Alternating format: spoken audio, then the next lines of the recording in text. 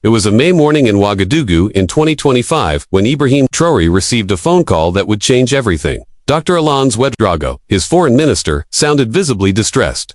"Mr. President, we need to speak urgently in person." At 35, Ibrahim had learned to recognize the signs of a serious situation. "Come to the palace immediately," he instructed. 15 minutes later, Ouedraogo entered the presidential office, carrying a sealed folder. "Mr. President," he said, "our intelligence service has intercepted highly classified communications between Washington and several American corporations. What we've found is disturbing." Ibrahim opened the folder and his eyes widened. Inside were documents outlining a covert U.S. strategy to destabilize African governments through economic interference, masked as humanitarian aid. "Is this real?" Ibrahim asked, stunned. "It's been confirmed by 3 separate sources," Ouedraogo replied gravely. "And there are recordings of meetings where President Trump personally authorizes these actions." Ibrahim's blood began to boil. For years, African leaders had suspected external manipulation, but they had never had undeniable proof. "They're literally robbing us while pretending to save us," he muttered. Ouedraogo nodded solemnly. "And there's more, sir. Burkina Faso is listed as one of the next targets." The young president stood and walked to the window overlooking the streets of Ouagadougou. His people toiled each day, trusting him to protect them. Now, it was clear, the world's most powerful nation was plotting against them. "Call an international press conference for this afternoon," Ibrahim said, his voice steady and cold. "It's time to expose the truth." Word of the urgent press conference spread rapidly through global media circles. Within hours, top international journalists were arriving at the presidential palace. Inside, Ibrahim and his advisors were preparing for what would become the most significant address of his career. "We need solid proof," he told his intelligence chief, Colonel Ouedraogo. "Documents, audio, all fully verified." His wife, Ajara, entered the room carrying coffee. "Are you sure about this, Ibrahim?" she asked gently, taking on the Americans directly could have serious consequences. He took her hands in his. "If we remain silent, the consequences will be far worse. They'll keep exploiting Africa while wearing the mask of friendship." Meanwhile, in Washington, D.C., it was 6 a.m. when President Trump's aides received a briefing. "Mr. President," said John Kelly, entering the Oval Office, "Ibrahim Traoré has called a major international press conference. Our sources say it may involve classified material." Trump, sipping his morning coffee, shrugged. "Let him talk. What harm can the president of a country no one's even heard of do?" But Kelly was nervous. "Sir, there have been whispers about leaks. We should monitor this closely." Back in Burkina Faso, Ibrahim was rehearsing his speech carefully. Every word had to count. "We can't sound hostile," Ouedraogo advised. "We must be calm, factually yet devastating." The sound system was tested repeatedly. Translators were positioned. Cameras from major news outlets were being set up across the hall. Ibrahim knew the entire world would be watching soon. Trump, however, had no idea that a political bombshell was about to detonate. At 3:00 p.m., Ouagadougou time, President Ibrahim Traoré stepped into the main hall of the presidential palace. More than 200 journalists from 47 countries filled the room. Live broadcasts had already begun around the globe. "Ladies and gentlemen of the international press," he began, his voice unwavering, "today, I present evidence that will shake the conscience of the world, evidence of illegal and immoral practices by the United States in Africa." In Washington, it was 9:00 a.m. when Trump's aides stormed into the Oval Office. "Mr. President, you need to see this now." Trump turned on the television. On screen was Ibrahim, looking calm and composed. "Is this kid trying to provoke me?" Trump muttered, irritated. But Ibrahim continued, "I hold in my hand documents that prove a calculated American campaign to destabilize African governments using economic tactics disguised as humanitarian aid." He revealed the first set of documents on the screen. Trump choked on his coffee. "Where the hell did he get that?" he barked. "These are audio recordings of meetings inside the White House," Ibrahim added, "where President Trump himself approves these covert operations. He authorized what they referred to as Operation African Control." As the audio began to play, Trump's unmistakable voice echoed across the globe. "We need to keep these African countries dependent. Too much aid makes them independent. Then we lose control of their resources." The silence inside the hall in Ouagadougou was deafening. In Washington, Trump was red with rage. "How did this leak? Who's the traitor?" he shouted. But Ibrahim didn't stop. "There are American companies involved in schemes to artificially inflate the prices of African commodities, forcing our nations to sell below fair value." Detailed documents appeared on the screens, displaying names of executives, amounts, and dates. "They are literally stealing billions from us while pretending to help us with peanuts," Ibrahim continued. Across the world, journalists typed furiously, and social media exploded. The hashtag #TrumpExposed was trending globally within minutes. Inside the Oval Office, Trump was panicking. He threw the remote control at the wall and screamed obscenities. This African kid will pay for this. His aides tried to calm him, but Ibrahim's devastating revelations continued. Then came the most shocking statement of the entire broadcast. There are plans to assassinate African leaders who refuse to cooperate with these schemes. Trump stopped mid-rant and turned pale. That information was top secret, known only to 5 individuals in the U.S. government. Ibrahim produced more de Quinza, list of African presidents targeted for neutralization. My name is on that list, he said. The final bombshell had just detonated. In Washington, phones rang non-stop.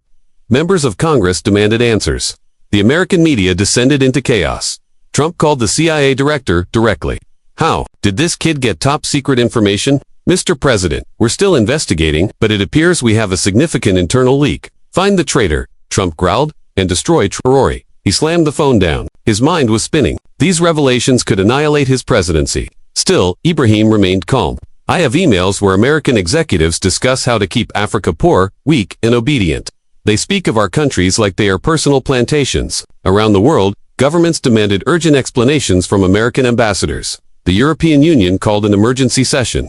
China immediately offered Ibrahim full support. Trump, watching his presidency crumble in real time, made a desperate call. Prepare a military response. Let's show this kid who's boss. His aides stared at each other stunned. The President of the United States was now considering military action against Burkina Faso over a press conference. The situation was spiraling out of control.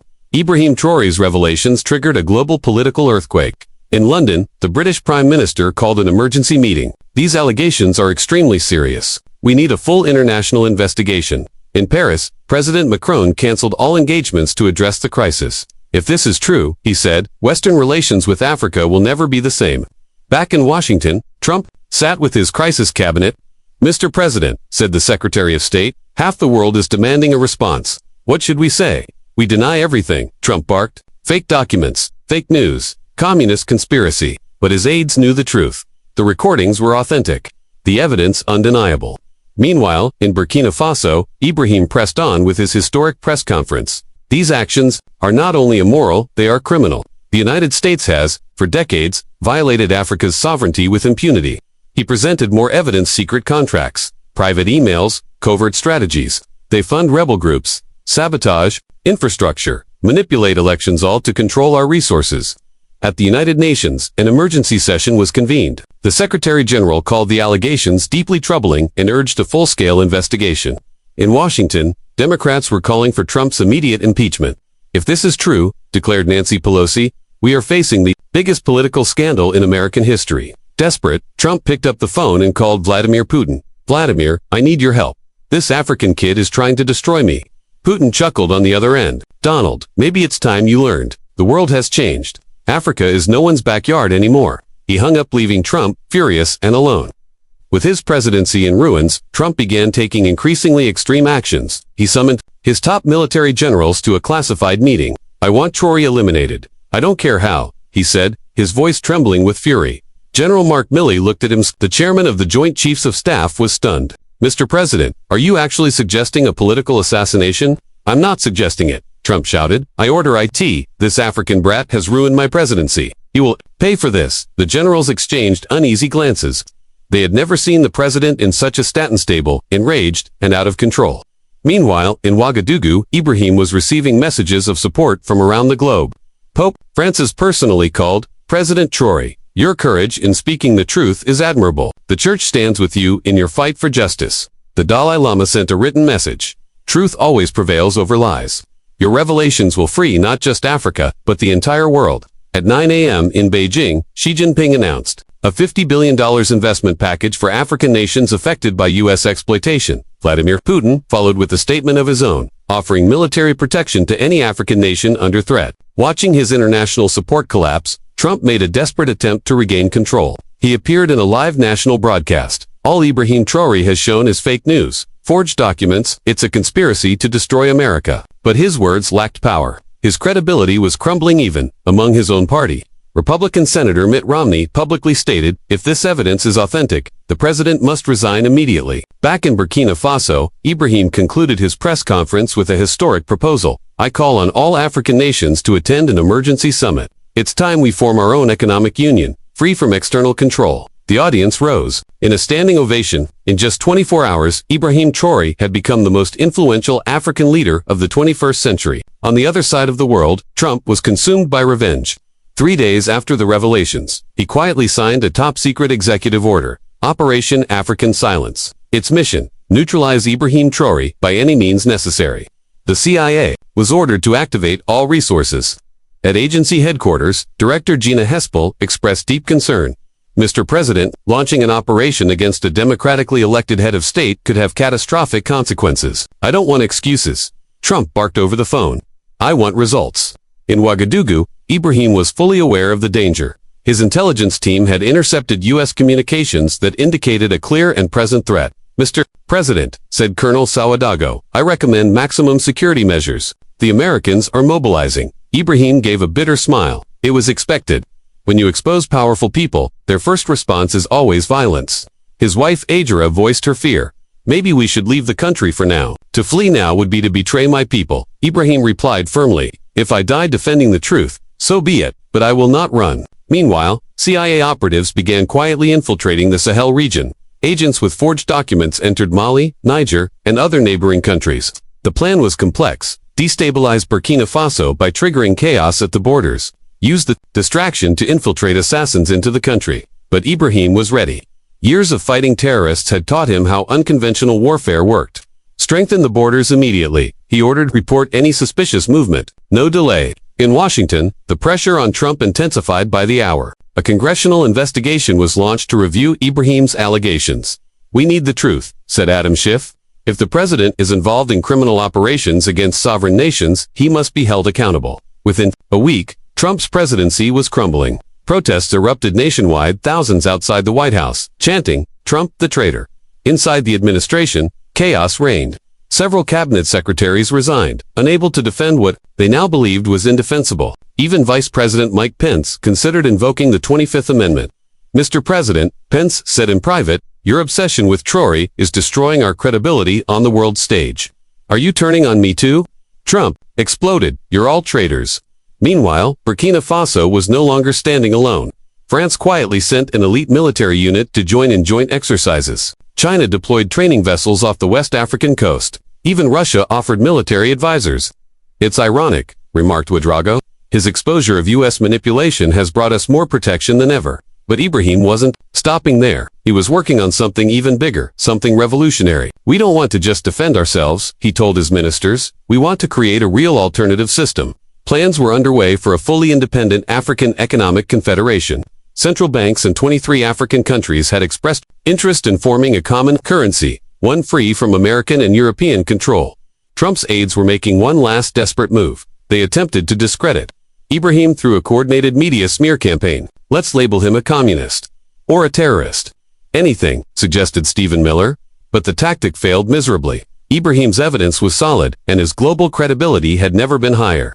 Journalists who tried to attack him were themselves mocked by their peers. Realizing he had no more cards left to play, Trump made a decision that would shock the world. He would resign, but not before taking one final shot at Ibrahim Traoré. On May 29, 2025, Trump called a surprise press conference. His face was tense, his eyes bloodshot. Effective immediately, he announced, I am resigning from the presidency of the United States. But let me be clear, Ibrahim Traoré is a dangerous terrorist who threatens the entire world. The room erupted with questions. Mr. Former President, do you have any evidence to support this accusation? Trump did not respond. He turned and quickly left the podium. His final attempt to destroy Ibrahim's reputation had completely failed. In Ouagadougou, Ibrahim watched the resignation broadcast with a heavy heart. I feel no joy in witnessing the downfall of an American president, he told Adjara. Only pity. Power, when misused, always ends in ruin. Now acting president, Mike Pence made a decisive move. He called Ibrahim personally. President Traoré, on behalf of the United States, I sincerely apologize for the reckless actions of my predecessor. Thank you, President Pence. Ibrahim replied calmly. I hope we can build a relationship rooted in mutual respect. Pence went a step further. I am authorizing a full investigation into the operations you revealed. Anyone found responsible will be prosecuted. Around the world, Trump's fall was celebrated as a triumph of truth over corruption. Headlines read, Young African topples, U.S. President, truth wins. A new era in Africa-world relations begins, but Ibrahim remained grounded. This is just the beginning. he said in a cabinet meeting. Now, we must focus on building a better future for Africa. 3 months later, 47 African countries signed the Ouagadougou Accords, forming the largest economic union in the continent's history. Ibrahim was unanimously elected as the union's first rotating president.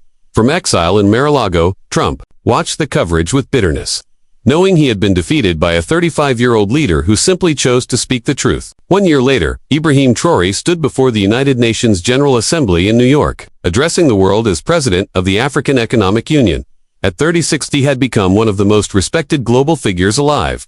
Ladies and gentlemen, he began, 1 year ago, I exposed the illegal practices that had kept Africa in a position of dependence. Today, I present to you an Africa that is united, sovereign, and rising.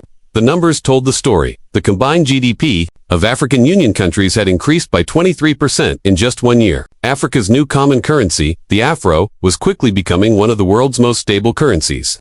Investments in education and technology were soaring. In Washington, the new U.S. administration worked to repair relations. Acting President Kamala Harris, who succeeded Pence after his own resignation linked to Trump-Pira scandals, had already visited 10 African countries. We made serious mistakes, she admitted during a joint speech with Ibrahim. But we are committed to building a partnership based on equality and mutual respect. Meanwhile, Trump faced multiple criminal charges. Unsealed documents from the investigation confirmed all of Ibrahim's allegations. Former officials testified to illegal covert operations across Africa. Trump was politically ruined and financially devastated. In Burkina Faso, the transformation was visible. Ouagadougou had become a technology hub, attracting global attention. European and Asian universities competed to open campuses in the city. The international airport was expanded to handle the influx of visitors. But through it all, Ibrahim remained humble. I didn't do anything extraordinary, he said in a BBC interview. I simply told the truth. What happened after that was a natural consequence. His wife Ajara, now serving as the UN ambassador for African affairs, smiled. He always says that, she laughed. But the truth is, he changed the world. At the 1-year anniversary of the revelations, held in Ouagadougou, 54 African heads of state gathered in solidarity. Standing before them, Ibrahim reflected, we have shown that Africa does not need external saviors. What we need is respect, partnership, and the freedom to define our own destiny. And indeed, the truth had set an entire continent free.